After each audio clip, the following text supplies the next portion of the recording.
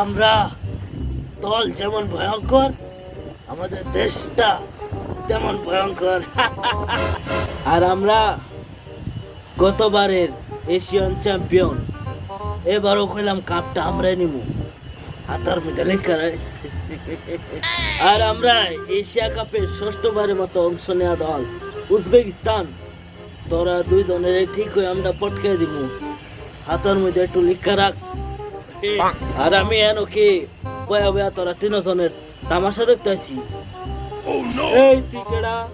তোরে তো আমি দাওয়াত দেই নাই। হাই ভাই, আপনি ওরা ছিলেন না? আরে ও তো বাংলাদেশ।